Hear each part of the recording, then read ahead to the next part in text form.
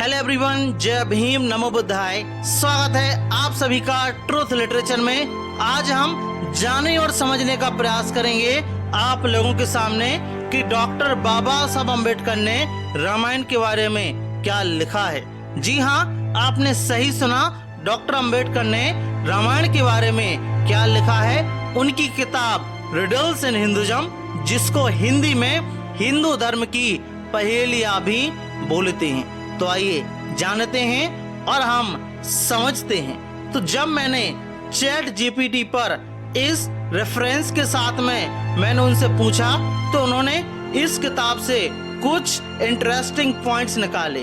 आप चाहे तो इस बुक को पढ़ सकते हो और सही और सटीक जानकारी और गहराई के साथ में ले सकते हैं। तो आइए शुरुआत करते हैं। तो डॉक्टर अम्बेडकर ने रामायण को एक धार्मिक कथा के बजाय सामाजिक नियंत्रण का साधन माना।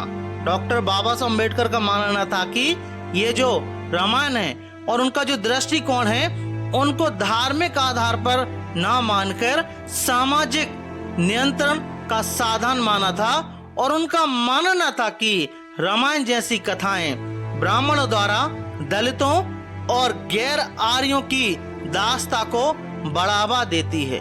उन्होंने रामायण के घटनाक्रम और पात्रों की वाल्मीकि कथा को तर्क संगत दृष्टि से पढ़ा और उसमें निहित वर्ण व्यवस्था, जातिवाद और नैतिक द्वंद्वों पर कटु टिप्पणियां भी की।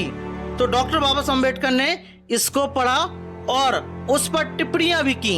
ये विचार उनकी पुस्तक, जैसे कि मैंने बोला, रिडल्स इन हिंदुइज्म अर्थात हिंदू धर्म की पहेलियां में लिखे एक निबंध रिडल इन रामायण कृष्णा में उन्होंने व्यक्त भी किए हैं। आप चाहें तो इसको पढ़ सकते हैं।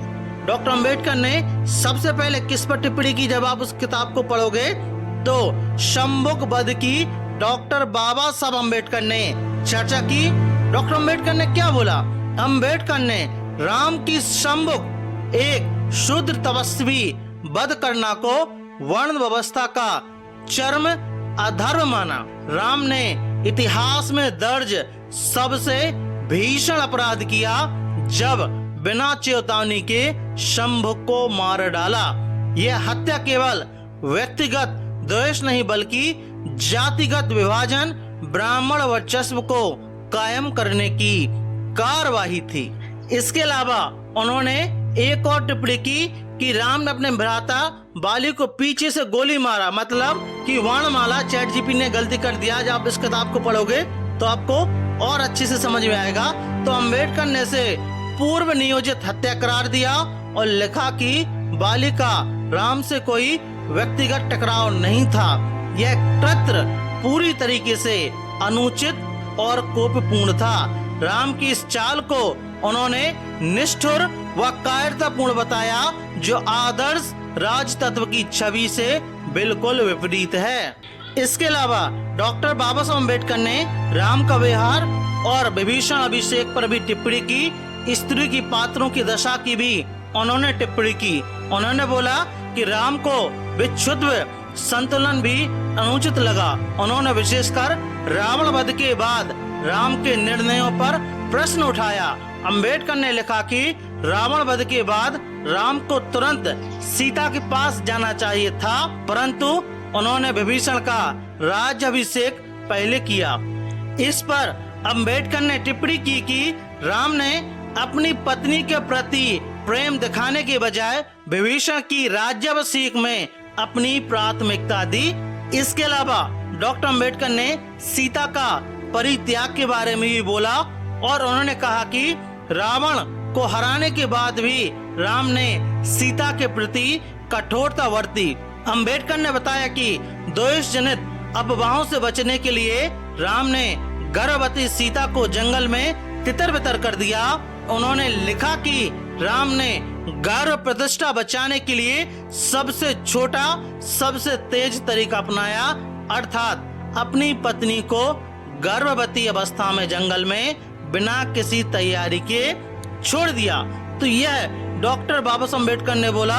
तो इससे हमें क्या समझ में आता है कि इसमें राम की किसी भी प्रकार से भगवान की छवि हमें देखने को नहीं मिलती है। इसके अलावा डॉक्टर अंबेडकर ने एक आदर्श राजा के मिथक पर उन्होंने प्रश्न किया कि यह आदर्श राजा कैसे हो सकता है। अंबेडकर ने राम को आदर्श राजा की छवि से बहुत दूर पाया। वाली और शंभु की हत्याओं से स्पष्ट हुआ कि राम ने धृष्टता और जातिवाद का सहारा लिया। उन्होंने वाल्मीकि रामायण की इन घटनाओं को उजागर करते हुए राम के गुणों पर भी कटाक्ष किया। जैसे वाल्मीकि ने राम को आदर्श पुरुष बताया, पर अंबेडकर ने दिखाया कि राम पूरी तरीके से योजनाबद्ध हत्या और जातिगत अन्याय के सिद्धांतों का पालन करता है। इस प्रकार उन्होंने राम के व्यक्तिगत आदर्शवाद और नैतिकता पर गहरा संदेश व्यक्त किया। इसके अलावा उन्होंने आगे टिप्पणी की नारी के पात्रों के प्रति दृष्टिकोण, रामायण की नायिका सीता के प्रति राम के व्यवहार को अंबेडकर ने नराधम कृत्य कहा। उन्होंने राम द्वारा सीता पर शक करने, अग्नि परीक्षा का रीति गौरव तक सीमित करने, अंततः उसे वनवास भेजने को अत्यंत क्रूर घटना माना। ऐसे नैतिक द्वंद्व और सामाजिक बाध्यता अंबेडकर के लिए धार्मिक आस्था का आधार नहीं बन सकते थे। तो इस प्रकार डॉक्टर अंबेडकर ने इस पर टिप्पणी की, जो कि बहुत छोटा सा पात्र हमने देखने का प्रयास किया उनका दृष्टिकोण, बल्कि यह तो 10% से भी कम है। जब आप इस किताब को पढ़ोगे तो आपको और भी अधिक जानकारी मिलेगी और भी विस्तार से डॉक्टर अंबेडकर ने क्या क्या बोला। आपका इस टॉपिक के बारे में क्या मानना है, प्लीज हमें कमेंट बॉक्स में जरूर बताएं। यदि आप ट्रूथ लिटरेचर पर नए हो, ट्रूथ लिटरेचर को आप सब्सक्राइब जरूर करें, साथ ही साथ हमारे वीडियोस को शेयर जरूर करें। जय भीम, जय भारत।